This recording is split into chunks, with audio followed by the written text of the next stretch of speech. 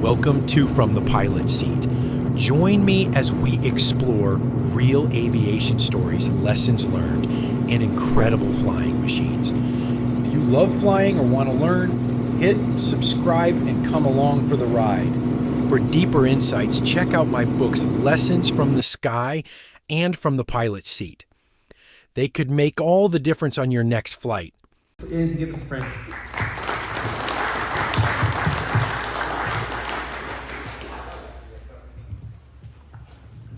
Thanks, Brett, and afternoon, everybody. Welcome along to New Zealand Warbirds. Just a little plug for ourselves. This is our obviously World War I hangar, and all the aeroplanes in this hangar, except the Canberra, actually fly. You'll notice the triplane's not flying at the moment, but just as soon as we're allowed to run an air show, we'll get them all up in the air for you. Flying P-40s, I guess.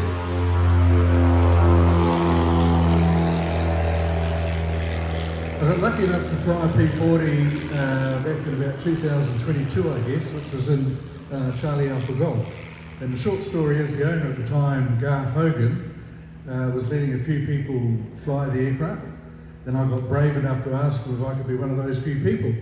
And I remember Garth's reply. He says, well, I guess you have to ask me first.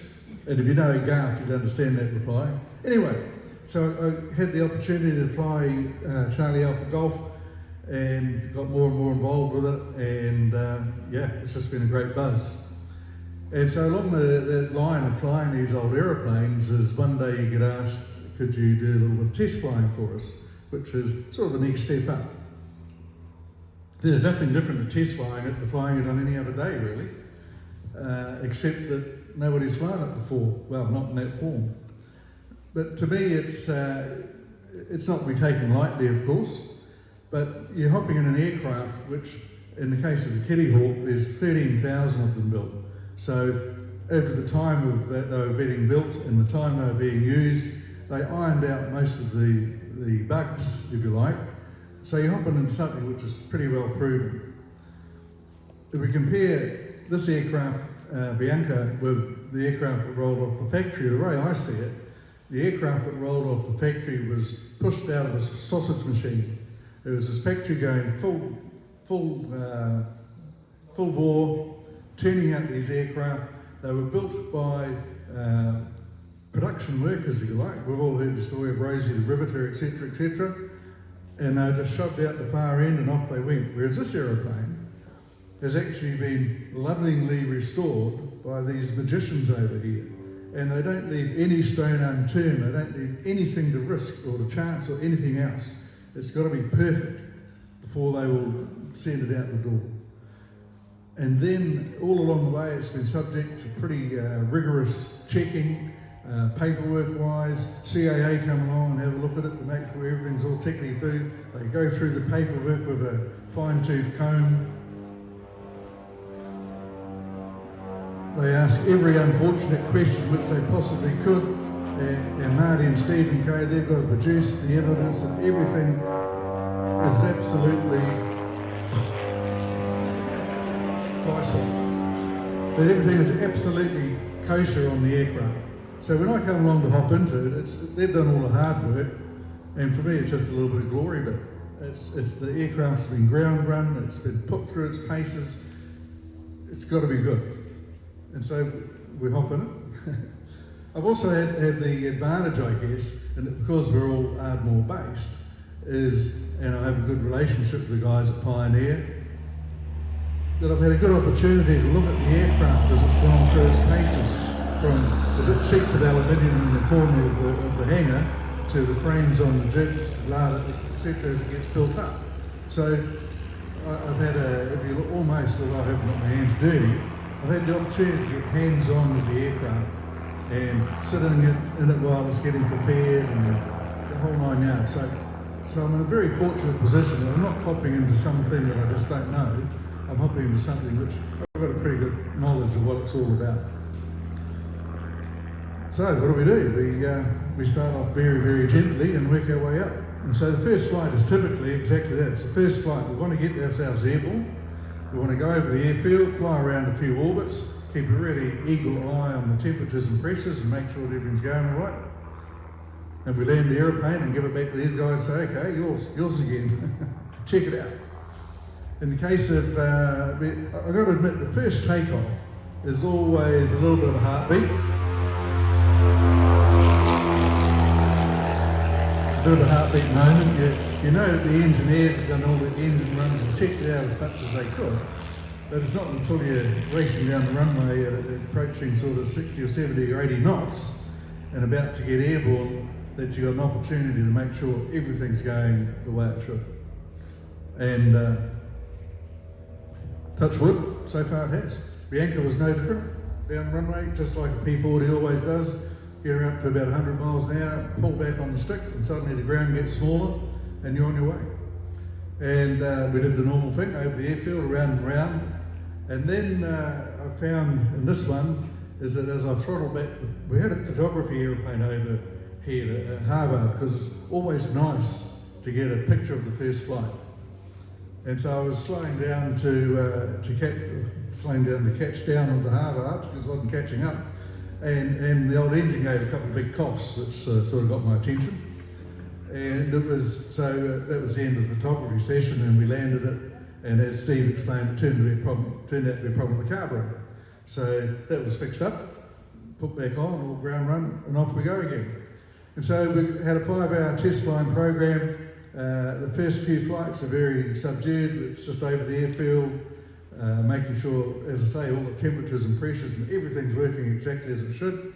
And then as that proves itself, we get a little bit more adventurous, and we'll head out to the training area and put it through a few manoeuvres, etc. And so by the end of the 5 hours, we've worked ourselves up. We've gone right through the flight envelope of the aeroplane. We've checked that the stalls are all good, that the stalls with the gear down and this is good, that it can turn upside down, that it can dive really fast down to about 350 miles an hour. Just working right through, as I say, the flight regime of the aircraft. And I've got to say, this one has been so well behaved, ever since Steve called it Bianca. She's loved us, and it hasn't missed a beat. We've hard to put a spanner on it. There's been no leaks. No, it's just been fantastic. So I guess that's testament to these guys over here. Let's test flying a P-40.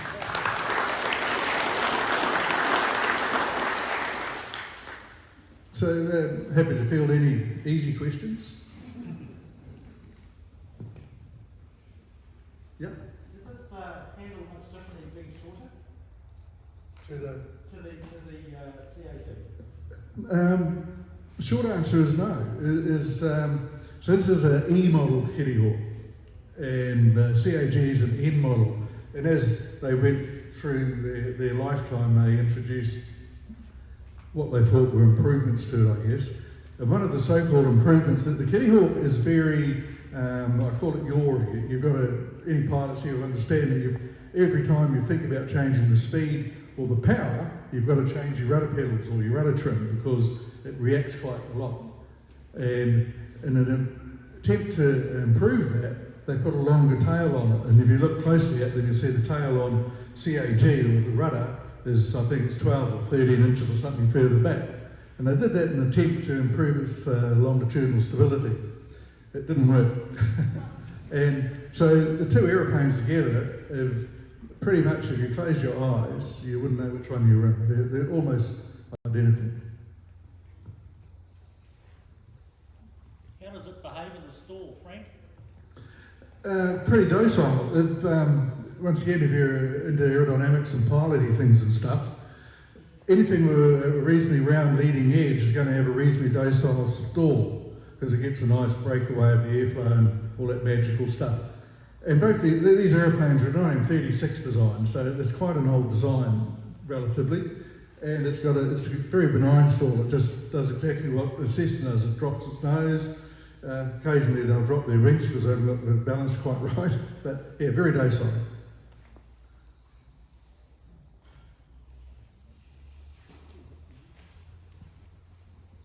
I've got one. Will you test fly our next one? Sorry? Will you test fly our next one? How long away it is? I'm getting on, Steve. A couple of years, you'll be right. Not that much.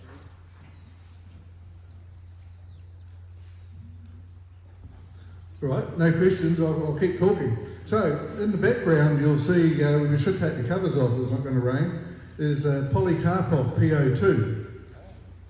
Now, the interesting thing is that those Polikarpovs and these Kitty Hawks were flying in the same war together. And the Poly, it's an original aeroplane. It came out of the Ukraine, I think.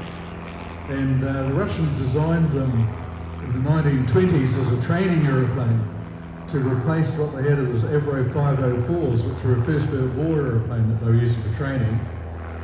And so it was designed as a trainer, and then along come this inconvenient war thing, and so they got used for everything. Obviously for training, they used them for what we call liaison, flying around the battlefield. They used to put a hatchback on them, if you like, and they could fit 3 injured soldiers in the back and fly them back to the first aid zone.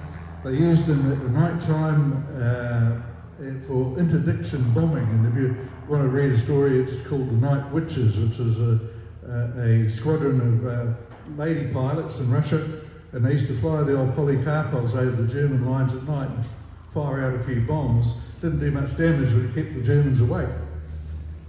In the post-war, they were used for, once again, all sorts of agriculture, training, and they built over 30,000 of them. But what amazes me is that we've got these 3 aeroplanes here, and they could have all flown, well, these 2 certainly did fly in World War II, that one could have flown in World War II, but that something as antiquated as the old Polikarpov was mixing up with these things over here.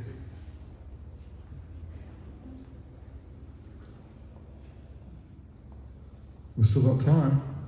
Keep going. Peter.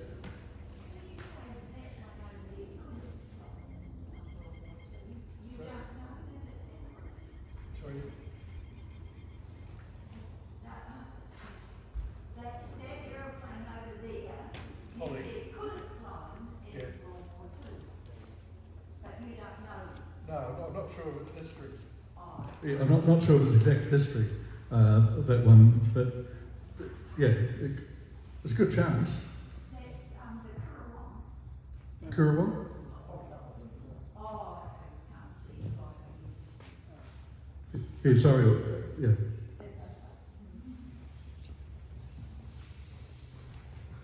Anybody else? Do the machine guns work right? In this one? No, they're just pretend, yeah. But I'm sure you're aware that the CAG does have some machine guns that can work, but they're a little bit... CAG, when it was rebuilt, the owner, who was Garth, who was the owner of Pioneer, he wanted an aeroplane that he could put some guns into it. So when they rebuilt the wings, they built it with all the fittings for the machine, for the armoury. And he eventually got his wish at Wanaka, I can't remember how many, 10 years ago, I guess, when they put the full set of machine guns in it and were able to fire some blanks for it. The police, funnily enough, are quite sensitive about it, so we can't leave them in the aircraft the whole time. We put them in for a specific occasion, and at the end of that occasion, we've got to take them out and put them into lock and key.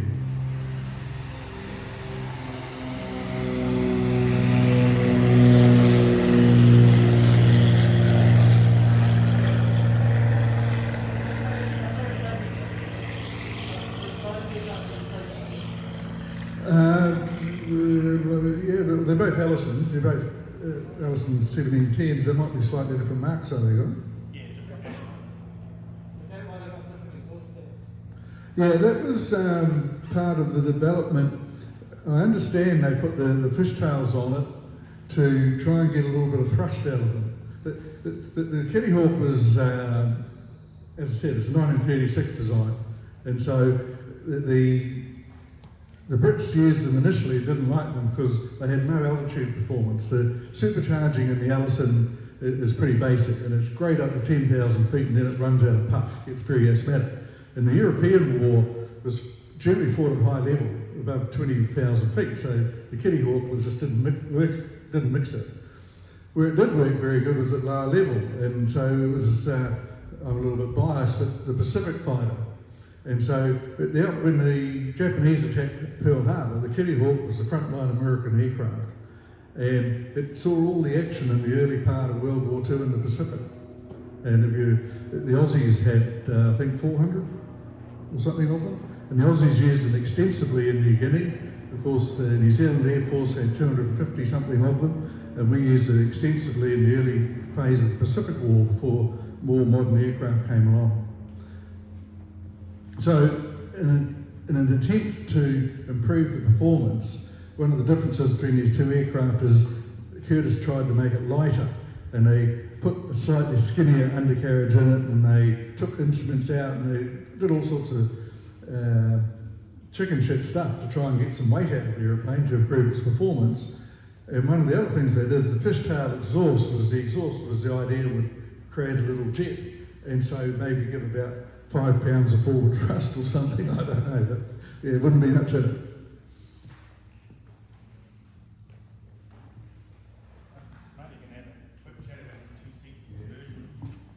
Okay, thanks everybody, nice to see you, and just we're going to push the airplane